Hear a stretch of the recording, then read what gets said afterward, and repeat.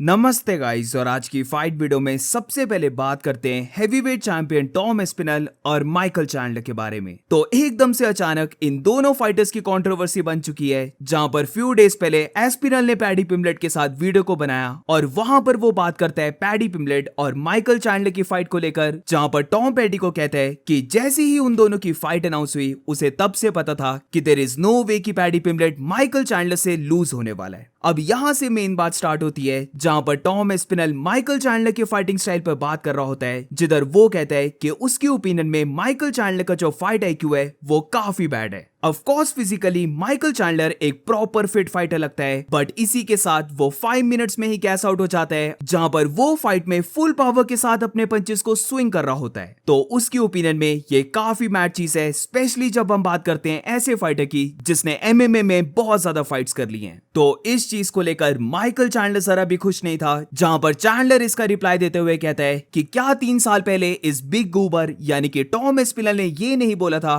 कि वो अपना टाइम वेस्ट कर रहा है कॉनर की फाइट के लिए वेट करते हुए, बट फिर खुद टॉम एस्पिनल एग्जैक्टली ऐसा करता है, वो सेम टाइम के लिए वेट करता है जॉन जोन्स की फाइट के लिए। अब मुझे नहीं लगता कि जो माइकल चैंडलर खुद को टॉम एस्पिनल के वेटिंग टाइम से कंपेयर कर रहा है वो सही बात है, क्योंकि माइकल चैंडलर ने कॉनर की फाइट यानी कि मनी फाइट के लिए जोन्स की फाइट के लिए वेट नहीं कर रहा था, बल्कि Tom Aspinall interim heavyweight champion था, तो वो वेट कर रहा था कि कब उसे अनडिस्प्यूटेड हैवीवेट बेल्ट के लिए फाइट करने का मौका मिले। तो दोनों में बहुत ज्यादा डिफरेंस है। एक फाइटर रेड पैंटी नाइट के लिए वेट कर रहा था, वेयरएज दूसरा फाइटर इंटरम हैवीवेट चैंपियन था और वो वेट कर रहा था अनडिस्प्यूटेड बेल्ट के लिए। और moving on to the next update, तो अब बात करते हैं lightweight fighter Arman Tsarukyan के बारे में। तो रिसेंटली चक लिटिल के साथ अरमान सरूकिन बैठा होता है और वहां पर यही बात आती है कि वो किसके साथ फाइट करना चाहता है। तो यहां पर अरमान सरूकिन फ्यूचर में इस्लाम महाचिव की फाइट और प्रेजेंट में लाइट वेट चैंपियन इलिया टुपुरे की फाइट के लिए बोलता है, बट इसी के साथ अरमान सरूकिन ने जस्टिन गेची को भी कॉल आउट किया है, जहां पर वो कहता है कि राइट नाउ जस्टिन गेची डिमांड कर रहा है कि उसे टाइटल के लिए फाइट मिले,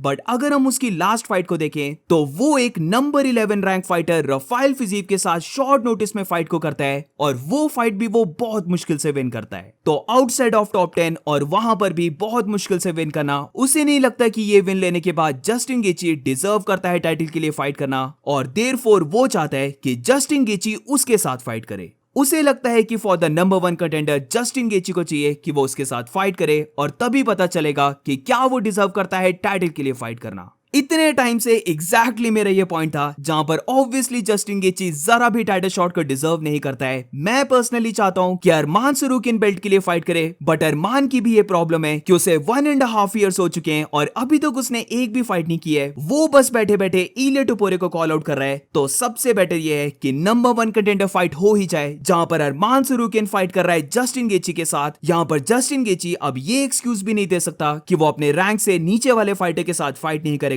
क्योंकि अरमान सरूकिन का रैंक नंबर 1 है। तो आई थिंक सो दोनों को आपस में फाइट कर लेनी चाहिए और फिर पता लग जाएगा कौन विन करता है और कौन डिजर्व करेगा टाइटल के लिए फाइट करना। और moving on to the next update, तो अब बात करते हैं कॉनर मैग्रेगर के बारे में। तो it's looking like UFC white house में जो कॉनर ने बोला था कि वो अपना रिटर्न कर सकता है, तो वो चीज मे बी कॉनर सीरियसली ले रहा है, क्योंकि रिसेंटली कॉनर ने अपना ड्रग टेस्ट दे दिया है, यानी कि वो यूएफसी के ड्रग टेस्टिंग पूल में वापस आ चुका है। तो ये रही कॉनर की फोटो, जहां पर वो अपनी पिस को मैजेस्टिक बोल रहा है, बट एनीवेज उसने अपना ब्लड टेस्ट और यूरिन टेस्ट दे दिया है। तो यूएफसी व्हाइट हाउस में रियली पॉसिबिलिटी बन सकती है, क्योंकि गिवन दैट डायना व्हाइट ने जॉन जोन्स को लेने से मना कर दिया है, तो ऑब्वियसली उन्हें एक बहुत बड़ा फाइटर चाहिए जो इस कार्ड को सुपर कार्ड बना सके, एंड वी ऑल नो कि कॉनर से बड़ा अभी भी कोई और फाइटर नहीं है। तो hopefully Conor McGregor white house में फाइट कर पाए। इसी के साथ कॉनर मैग्रेगर ने अपना न्यू हेयर स्टाइल रखा है। तो जैसे कि अब तक हर कोई जानता है कि इलिया टुपुरे को बोलते हैं कि वो कॉनर की कॉपी करता है, जो रिसेंटली कॉनर ने quote and quote lifting weights वाली फोटो को डाला था, तो वहां पर भी इलिया को ट्रोल किया जा रहा था कि अब इलिया भी सेम चीज करेगा। और अब रिसेंटली अपनी फोटो पर फेस स्वैप करते हुए कॉनर ने खुद इलिया टुपुरे की फोटो को डाल दिया है, जहां पर ऐसा लग रहा है कि इलिया ने कॉनर के हेयर स्टाइल को भी कॉपी कर लिया है। और मूविंग ऑन, तो अब बात करते हैं नेट डियाज और बीएमएफ चैंपियन मैक्स हॉलोवे के बारे में। तो सडनली पता नहीं नेट डियाज को क्या हुआ, जहां पर नेट डियाज ट्वीट करते हुए बोलता है कि मैक्स हॉलोवे एक कूल गाय है, बट पता नहीं क्यों मैक्स हॉलोवे ने उसकी बेल्ट को पहना है। अब अगर ये कोई फाइट इंडिकेशन है तो ये फाइट एब्सोल्युटली नहीं होनी चाहिए, क्योंकि अभी अगर दोनों की फाइट हो जाती है तो तो मैक्स होलोवे पूरे 5 राउंड्स प्रॉपर बीटिंग को पुट ऑन करने वाला है नेट डियाज के ऊपर। Anyways moving on to the next update, तो अब बात करते हैं रेनियर डी रिडर और पॉलो कोस्टा के बारे में। तो आरडीआर की विन को लेकर पॉलो कोस्टा को बहुत कुछ कहना था, जहां पर वो आरडीआर को ड्रिकस से कंपेयर करता है और ये कहता है कि आरडीआर ड्रिकस से भी वियर्ड है। वेरस इसी के साथ कोस्टा कहता है कि अगर उन दोनों की फाइट हुई होती तो वो आरडीआर को 3 बार नॉकआउट कर देता। वेरस इसके बाद पॉलो कोस्टा ने आरडीआर को गे बोला है और फिर एंड में पॉलो कोस्टा आरडीआर को ऑटिस्टिक भी बोल देता है। तो यहां पर सारी बातों का रिप्लाई देते हुए आरडीआर सबसे पहले कहता है कि हमेशा कोई ना कोई हेटर रहेगा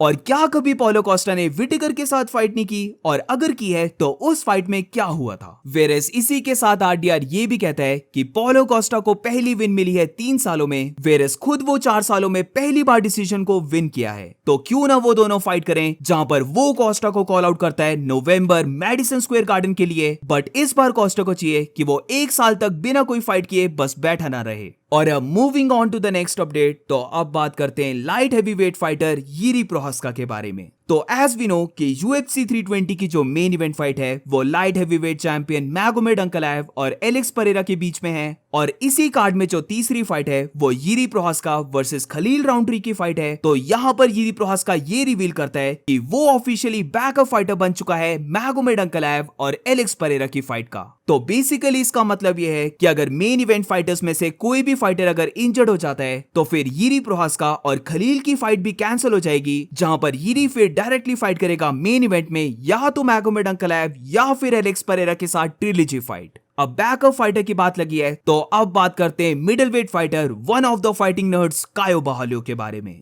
तो कायो बहालियो की ऑलरेडी फाइट बुक हो चुकी है नसरुद्दीन इमावोव के साथ, बट रिसेंटली कायो बहालियो ये रिवील करता है कि वो ऑल्सो UFC 319 की main event fight middleweight champion Dricus du Plessis और हामजा चिमाएव की फाइट का बैकअप फाइटर बन चुका है। तो इस चीज को रिवील करते हुए कायो बहालियो नसरुद्दीन इमावोव को ट्रोल करता है, जहां पर जो नहीं जानता तो सबसे पहले नसरुद्दीन को बनाया गया था बैकअप फाइटर, बट उसके बाद नसरुद्दीन को बाहर कर दिया और फिर कायो के साथ उसकी फाइट को कंफर्म कर दिया, और अब रिसेंटली नसरुद्दीन की जगह कायो बहालियो को बना दिया है UFC 319 का बैकअप फाइटर। तो इसी चीज को लेकर कायो नसरुद्दीन को ट्रोल कर रहा होता है कि नसरुद्दीन खुद को नंबर 1 कंटेंडर समझता था, बट अब हर कोई जानता है कि कौन बैकअप फाइटर है और कौन एक्चुअली में नंबर 1 कंटेंडर है। और अब moving on to the next update, तो ये एक फाइट अपडेट है जहां पर light heavyweight fighter Carlos Ulberg की फाइट बुक हो चुकी है और वो फाइट करने वाला है डोमिनिक रेयस के साथ। रिसेंटली जब यिरी प्रोहास्का और जमाल हिल की फाइट अनाउंस हुई थी तो काफी लोग वहां पर शॉक थे कि यिरी प्रोहास्का की फाइट कार्लोस अल्बर्ट के साथ क्यों नहीं हो रही है, और बेसिकली कार्लोस अल्बर्ट की फाइट कब होने वाली है। तो अब कार्लोस अल्बर्ट की फाइट बुक हो चुकी है जहां पर वो डोमिनिक रेयस के साथ फाइट कर रहा है, और ये फाइट 27 सितंबर को हो रही है, यानी कि UFC फाइट नाइट की मेन इवेंट फाइट 5 राउंड्स की ये फाइट है, जहां पर ये फाइट होने वाली है पर्थ ऑस्ट्रेलिया में। तो इसीलिए मुझे लगता है कि कार्लोस अल्बर्ट की फाइट यिरी प्रोहास्का के साथ नहीं हुई, क्योंकि फिर उन्हें UFC फाइट नाइट जो पर्थ में हो रहा है वहां पर कोई भी नहीं मिलता मेन इवेंट करने के लिए, और यिरी खुद एक काफी बड़ा नाम है जो UFC फाइट नाइट में नहीं बल्कि UFC पे पर व्यू में ही फाइट करेगा। तो इसीलिए ये समवट थोड़ी सी सेंस बनाती है। बट ऑल्सो इसके साथ क्या अगर कार्लोस अल्बर्ट फाइट को विन कर जाता है या फिर डोमिनिक रेयस फाइट को विन कर जाता है तो फिर उन्हें टाइटल शॉट मिलेगा? आई डोंट थिंक सो कि उन्हें टाइटल शॉट मिलने वाला है, बल्कि मोस्ट प्रोबेबली इन दोनों में से जो भी फाइट को विन करेगा उन्हें एक और फाइट करने पड़ेगी। And that's it for today guys. आज की फाइट वीडियो में बस इतना ही। अगर तुम्हें वीडियो अच्छी लगी हो तो please make sure to like subscribe. मिलते हैं नेक्स्ट वीडियो में।